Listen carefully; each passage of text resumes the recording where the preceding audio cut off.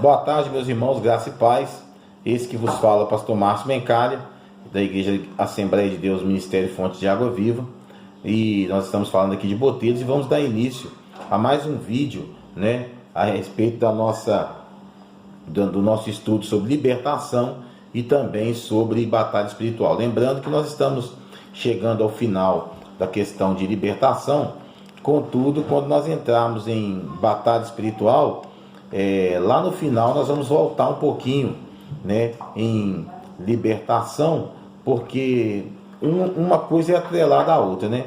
Então, a partir do momento que você entender o que é a libertação e a partir do momento que você entender como funciona a batalha espiritual, no final nós vamos compilar tudo que nós aprendemos em um único vídeo para que você tenha todo o entendimento aí que o Senhor permitir a todos nós. Bom, hoje nós vamos falar sobre fatos do plano invisível. O que quer dizer isso? Coisas que acontecem no plano espiritual que muitas das vezes nós não damos ênfase, muitas vezes nós não prestamos atenção. E uma dessas coisas diz respeito ao fato de que muitas pessoas dizem que só acredita naquilo que vê. Então, o que quer dizer isso? Tem gente, né, mesmo dentro da igreja, que ele não vislumbra um milagre, ele não vive uma experiência profunda com Deus, ele não consegue ver as coisas que muitas pessoas que estão no nível de espiritualidade, ou seja, num nível, talvez espiritualidade não seja a palavra certa, mas num nível de busca e num nível de intimidade com Deus maior do que a outra pessoa. Por exemplo, existem pessoas que, se você falar assim, meu irmão, quem tem um testemunho para dar hoje? A pessoa na hora ela levanta a mão e fala, eu tenho um testemunho. Eu estava dirigindo e eu ia bater de frente com a carreta e Deus pegou meu carro, botou meu carro lá depois da carreta. Eu estava com uma dor muito forte e eu recebi uma oração e eu fui curado naquele exato momento. Eu vi o caroço que estava aqui desapareceu. Outra pessoa pode dizer, eu estava com muitas dores no estômago e tal, e de repente eu recebi uma oração e eu acabei vomitando um câncer. Então são pessoas que têm, né, intimidade com Deus e vê as coisas acontecerem. Agora, outras pessoas, elas estão ali dentro da igreja já há muitos anos, mas elas não vivem a experiência porque elas só acreditam no mundo visível. Elas não acreditam no mundo invisível. E as coisas sobrenaturais estão no mundo invisível. Elas partem do mundo invisível para o mundo visível, que é o mundo que nós estamos vivendo aqui. As pessoas que são céticas, que não acreditam em milagres, que não acreditam nos anjos, que não acreditam nas coisas espirituais, elas temem o final deste mundo visível, entendeu? Porque elas não acreditam no invisível. E aí nós podemos lembrar de Tomé. Tomé mesmo, ele mesmo disse, né? Quando Jesus apareceu aos apóstolos e ele não estava junto, ele disse, não, eu só creio se eu ver as chagas na mão de Cristo. E quando Jesus apareceu ali 15 dias depois, né? 7 dias depois, se não me lembro, a primeira coisa que Jesus falou para ele, olha aqui, olha minhas mãos, olha o meu lado. E Jesus disse, bem-aventurado é aquele que crê sem ver, né? E por isso que a nossa salvação está atrelada ao crer e não ao fazer. Porque se for pelo fazer, entendeu? Você vai se gloriar em você mesmo, por você ter feito tudo isso aí, as benécias que Deus permite você fazer aos pobres. Bom, nós podemos entender que existe uma passagem na Bíblia que talvez seja o menor livro, né, da Bíblia, que é o livro de Judas, que está lá pertinho de Apocalipse, e ele fala de uma história muito interessante, na qual mostra-se que existe uma hierarquia dentro do reino espiritual, dentro do plano invisível, e que essa hierarquia, ela responde diretamente ao mundo físico, ao mundo que nós vivemos. Quando nós observamos, né, Eu estou olhando aqui no livro, irmãos, para não perder o fio da meada, tá? Quando nós observamos que na carta do apóstolo Judas, ele escreveu, e é uma das coisas mais curtas que tem lá no Novo Testamento, mas ele fez uma revelação ali de proporções gigantescas dentro do mundo espiritual. Porque quando o diabo contendia com o arcanjo Miguel sobre o corpo de Moisés, o que acontece? O arcanjo Miguel, ele respondeu a Satanás de uma maneira da qual muitos de nós passa por cima dessa afirmação. Quantos de vocês já disseram assim: ah, eu vou pisar na cabeça do diabo, ah, eu vou dar uma bicuda no traseiro do diabo, ah, eu vou pegar o diabo para a cabeça, para o chifre e vou arrancar isso aí. Quantos pregadores nós já vimos falar dessa forma? Nós temos que ter medo ao diabo? Não. Mas nós temos que subestimar o diabo? Também não. Por quê? Porque a Bíblia diz lá em Gênesis que ele é sagaz. E o que quer dizer sagaz? Sagaz significa inteligente, astuto, esperto. E ele, com toda a sua lábia, ele conseguiu lançar a mão de 1/3 dos anjos do céu, que se transformaram em demônios. Então, quando nós vemos lá no livro de Judas, a gente vê uma revelação que ele faz, que ele mostra exatamente o que acontece. E lá diz assim: mas o arcanjo Miguel, quando contendia com o diabo e disputava a respeito do corpo de Moisés, não ousou pronunciar juízo de maldição contra ele, mas disse: o Senhor te repreenda. Por que o arcanjo Miguel falou isso? Porque hierarquicamente falando, Satanás estaria numa posição, porque ele era um querubim, ele estaria numa posição superior à do arcanjo Miguel. E o arcanjo Miguel, ele simplesmente disse, ele não ousou ficar falando: eu vou pisar na sua cabeça, eu vou cortar a sua cabeça, que não sei o que lá mais. Não, ele simplesmente disse: o Senhor te repreenda. Por que ele disse: o Senhor te repreenda? Porque no Senhor está o domínio sobre todas as coisas. E aí Miguel, ele se coloca ele é um guerreiro para lutar contra todas as hostes malignas de Satanás. Mas ele também, por ser uma grande autoridade espiritual, ele foi humilde, não diante de Satanás, mas diante de Deus. Ele foi humilde para entender e reconhecer o seu lugar e a suprema autoridade de Deus.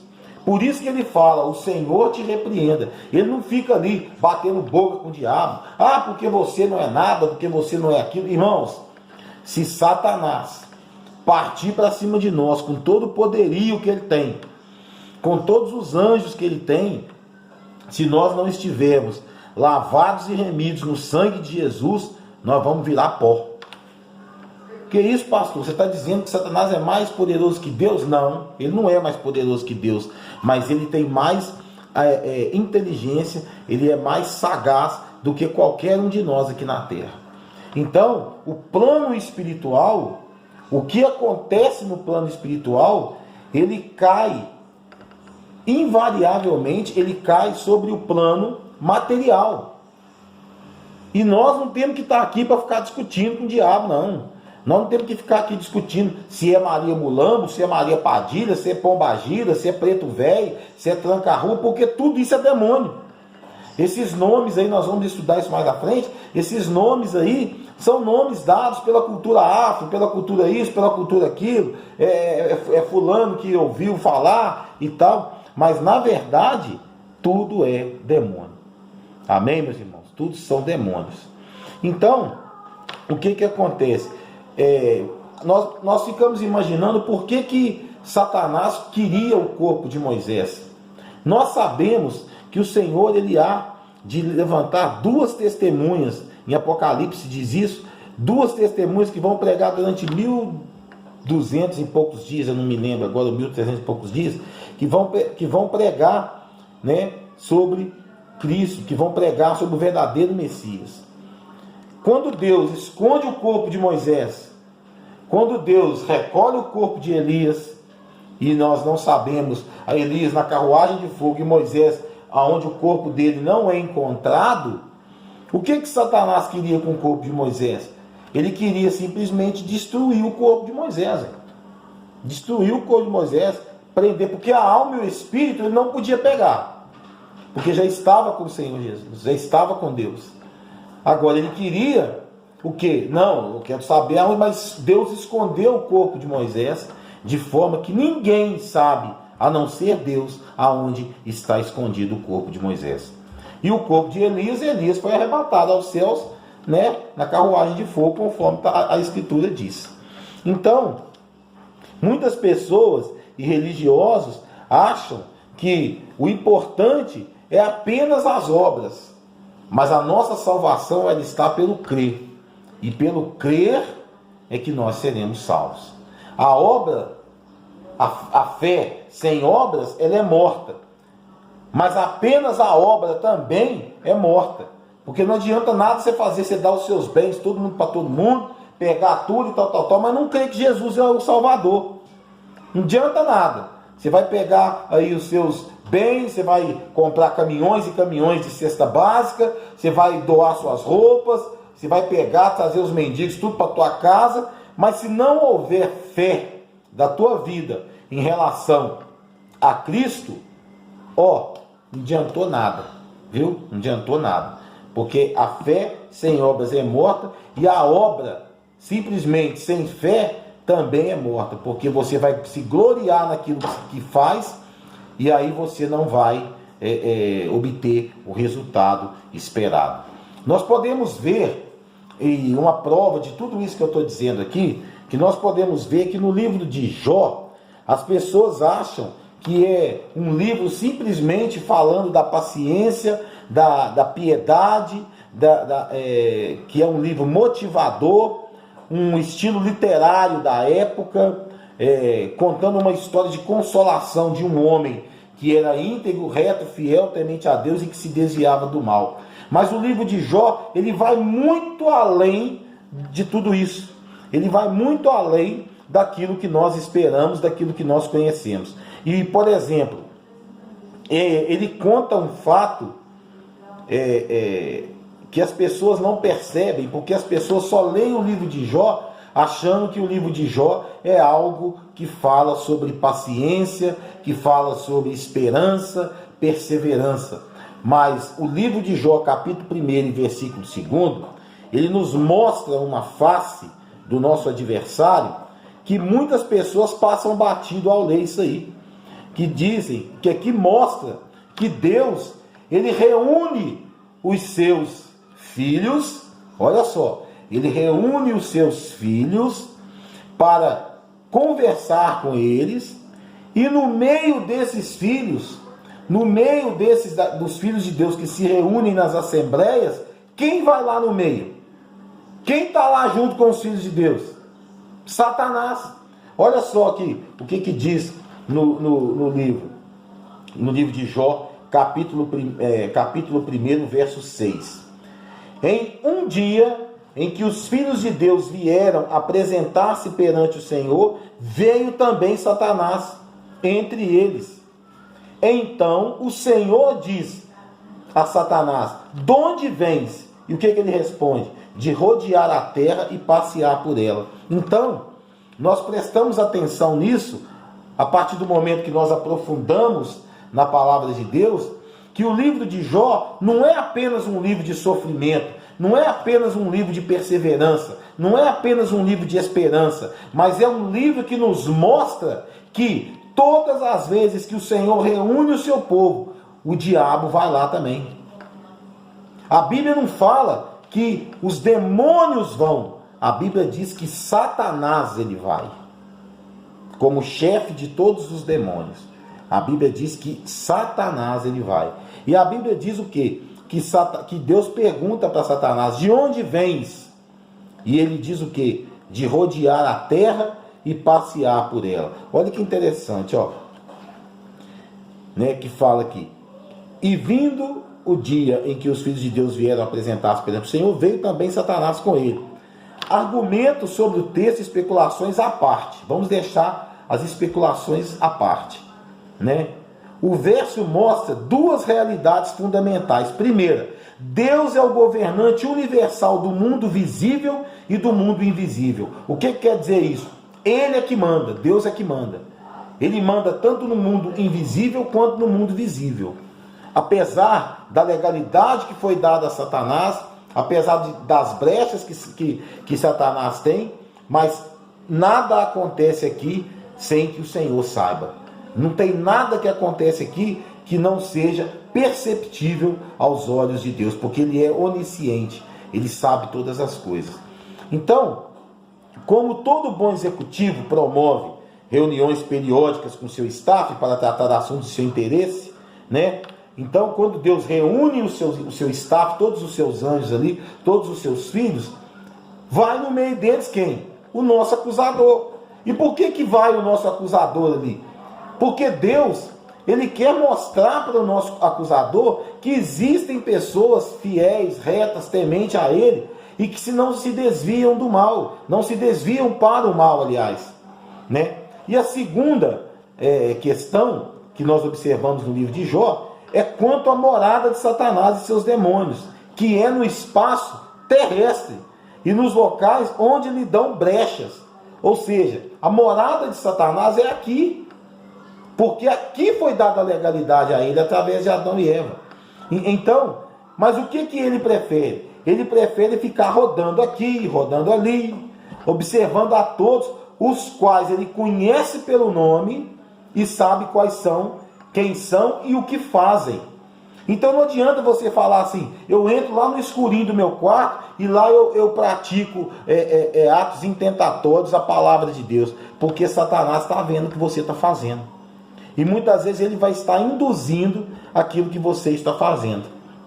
Então, quando você lê no livro de Jó 1, 7, 8, o que a palavra diz? Então o Senhor disse a Satanás: de onde vens? E o que ele responde? De rodear a terra e passear por ela. E o Senhor responde: observaste o meu servo Jó? Então, nesse momento desta reunião, o que acontece? Deus pergunta a Satanás: de onde vens? Você pode ver que Deus, ele não pergunta aos filhos dele de onde vens. Ele pergunta a Satanás: de onde vens? E aí Satanás responde: de rodear a terra e passear por ela. E aí Deus faz o quê? Deus apresenta a ele a Jó. Deus fala assim: observaste o meu servo Jó? Homem íntegro, reto, fiel, que se desvia do mal, tal. E o que Satanás responde? Claro, eu observei sim. Mas ele não nega o teu nome, porque ele tem filhos saudáveis, porque ele tem bens, porque ele tem uma casa boa, porque ele tem isso, que ele tem aquilo. E o que Deus fala? Não, pode tocar em tudo que ele tem, só não toca na vida dele. Então, você vê que nessa reunião, que Deus é como se fosse um grande executivo, né, parafraseando, né, ele faz a leitura do ambiente em que Jó estava e apresenta Jó a Satanás. Só que Jó, evidentemente, já era observado por Satanás. E Satanás queria o quê? Destruir a vida de Jó. E o que acontece? O que eu quero deixar claro para você é que Jó, ele habitava nesse plano visível, mas ele era observado no plano invisível, no plano que nós não vemos, né? Então, isso acontece para que as pessoas tenham uma percepção de que quando você está orando, e a palavra de Deus fala para você entrar no seu quarto e orar ao seu Pai, que está em secreto, que tudo sabe, que tudo vê, o que acontece? Desculpa, meus irmãos, é que a minha filhinha chegou aqui querendo chorar, que eu pedi para ela fazer silêncio aqui. Mas então o que acontece? Quando nós lemos o livro de Jó e percebemos que os demônios habitam nessa terra, que Satanás habita nessa terra, a Bíblia mesmo nos relata que quando o Senhor recebe os seus filhos ali, ele também vai no meio. Mas ele vai como nosso acusador. Ele vai como aquele que nos acusa, como aquele que tem feito sempre as mesmas acusações contra nós. Que nós pecamos, que nós isso, que nós aquilo outro. Por quê? Ele quer fazer com que o Senhor ire contra a nossa vida. Essa é a atitude dele. Ele quer arrebanhar o máximo de pessoas visíveis. Mas o que nós aprendemos nesse estudo de hoje? Que o que acontece no plano invisível, né, nas regiões celestiais, primeiro elas acontecem lá, para depois reverberar aqui. Agora, quando nós entramos em oração e nós começamos a falar com Deus e começamos a repreender, começamos a afirmar que Jesus Cristo é o Senhor, aí a bomba sai daqui para o reino espiritual. E lá no reino espiritual, o que acontece? Começa a haver uma movimentação mediante a nossa oração. E quando nós oramos e falamos, Pai nosso que estás nos céus, santificado seja o teu nome, venha o teu reino, seja feita a tua vontade, assim na terra como nos céus. Quando nós oramos esse pedaço da oração do Pai Nosso, o que nós estamos falando? Vamos repetir frase por frase. Pai nosso que estás no céu, santificado seja o teu nome. Venha a nós o teu reino. Qual reino? O reino espiritual. Porque esse reino aqui pertence ao maligno. Venha a nós o teu reino. Seja feita a tua vontade. A vontade de Deus seja feita. Assim na terra como nos céus. Ou seja, no plano invisível. Seja feita a vontade de Deus lá, para que a vontade de Deus seja feita aqui também. Então, eu quero deixar bem claro que não nos resta nenhuma dúvida de que se recebe na terra o que é determinado no plano superior, seja bom ou mal, mas sempre alcança os seres humanos. Satanás, ele vai a todo tempo, ele vai levar a Deus os nossos pecados e as nossas transgressões.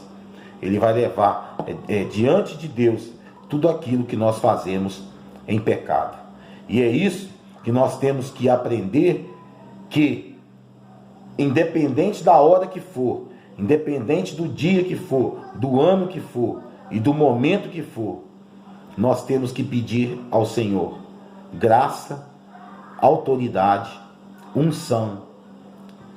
Nós temos que pedir ao Senhor intrepidez, coragem e jamais devemos temer ao nosso adversário. Porque a palavra de Deus diz que, para que nós não pequemos, mas se todavia nós pecarmos, nós temos um advogado diante dos céus, que é Jesus Cristo, o justo. Agora, saiba de uma coisa, o plano espiritual invisível, ele determina muito do que vai acontecer na tua vida, porque nós somos sabedores de que quando os filhos de Deus se apresentam diante do Pai, vai também o nosso adversário para nos acusar e nos apontar. Não pensa que Satanás fica aqui da terra, ó Deus, aqui ó, ó o pastor Márcio aqui ó, a ele aqui ó, tá pecando, aqui ó, não é assim que ele faz não. Primeiro, nas reuniões que acontecem no céu com os filhos dos anjos, com os filhos do Senhor, aliás, me perdoe, ele vai junto. A Bíblia diz que é ele que vai junto, não são os demônios, é ele que vai junto. Satanás, Lúcifer. Agora, aqui na terra, quando nós somos acusados, são os demônios que nos acusam. E eles nos acusam por quê? Porque quando ele vê que nós pecamos, não é no momento que você peca que Satanás, que os demônios ficam alegres e felizes, não. Mas é na hora que o seu consciente, o seu tribunal aqui, ó, pesa, é que ele vem falar, mas você não é feito a imagem e semelhança de Deus? Não é você que ora e dobra o joelho e fala para Deus: Senhor, faz isso, faz aquilo. E pela misericórdia de Deus Ele faz. Não é você que prega que tem que amar o teu irmão, mas que você odeia o teu irmão? É nessa hora da acusação que Ele dá a gargalhada da tua cara. Mas a palavra de Deus, ela fala, e eu preguei isso ontem na rádio. O que a Bíblia diz? Sujeitai-vos a Deus. O que é sujeitar? Faça a vontade de Deus. Seja santo como Cristo foi e é santo. Busque a santidade. Sujeite-se a Deus, às vontades de Deus. Resistir ao diabo. O que é? Confrontar ao inimigo. E como você pode confrontar o inimigo? Vestido da armadura de Deus, que está lá em Efésios 6, que vai ser um dos capítulos que nós vamos pregar mais para frente. Resistir ao diabo, resistindo a todo instante, mortificando a tua carne através de jejum e através das orações. E aí, ele fugirá de vós. Por quê? Porque ele vai ver que não tem pega em você. A partir do momento que você se sujeita a Deus, que você resiste ao diabo, e ele fugirá de vós. E se você ler o livro de Jó, você vai ver que foi isso que aconteceu. Jó se sujeitou à vontade de Deus, em mostrar para Satanás que ele era um homem íntegro, reto, fiel, temente a Deus, e que se desviava do mal. E a mesma mulher dele falando: amaldiçoa esse Deus e morre de uma vez. Ele falou: não vou fazer isso de jeito nenhum. Os amigos dele ficaram lá jogando cinza na cabeça, não sei mais o que, falando tal, mas nenhum amigo dele falava para ele das benécias que Deus havia feito. Então, o que acontece? Jó, ele não pecou, ele não amaldiçoou o nome de Deus, ele fazia de tudo, ele fez de tudo naquele período e tal, e Deus deixou aquele caquinho de telha para ele coçar lá. E ele não amaldiçoou Deus. Então ele se sujeitou à vontade de Deus em mostrar ao diabo que era possível resisti-lo. E o que aconteceu no final da história? Enquanto Jó orava pelos seus amigos, Deus veio e restaurou a sorte de Jó, dando tudo que ele tinha em dobro, filhos perfeitos. Teve as filhas mais lindas, que a palavra de Deus fala que não houve mulheres mais lindas do que as filhas de Jó. Então é isso, sujeitando-se a Deus, resistindo ao diabo, e ele que vai fugir de nós. Agora, não negocia com o diabo não, meu irmão. Não brinca com o diabo não. Não ouse ficar afirmando afirmativas que você não tem condição de cumprir. Não fica falando aí: eu vou pisar, eu vou não sei o que, eu vou fazer não sei o que. Para com isso. Porque ele é muito mais astuto e muito mais inteligente do que nós. E ele sabe exatamente aonde é a sua fraqueza. E quando você ficar falando aí que vai pisar, que vai fazer aquilo outro, lembra de um detalhe. Muitos homens da palavra de Deus sucumbiram à inteligência e à astúcia de Satanás, entre eles o próprio Adão. Amém? Então, meus irmãos, é esse o nosso estudo de hoje, que você possa ter aprendido alguma coisa. Se você tiver alguma dúvida, você já sabe, você manda para nós a tua pergunta no zap do grupo, né? Ou particular no número 035 98882 9516. 035 98882 9516. Esse vídeo vai estar no grupo e vai estar também no canal nosso do YouTube, Pastor Márcio Mencalho, tá? Um fraternal abraço a todos, fiquem na paz desse grande amor, e amanhã a gente grava um outro capítulo, que será onde moram os piores demônios. Você pode estar achando: mas está falando muito de demônios. Sim, porque esse é o nosso adversário. Quando nós somos estudar batalha espiritual, você vai ver que tudo isso que nós pregamos aqui está inserido lá no quadro de batalha espiritual. Amém? Fraternal abraço a todos, fiquem na paz deste grande amor, que Deus abençoe vocês.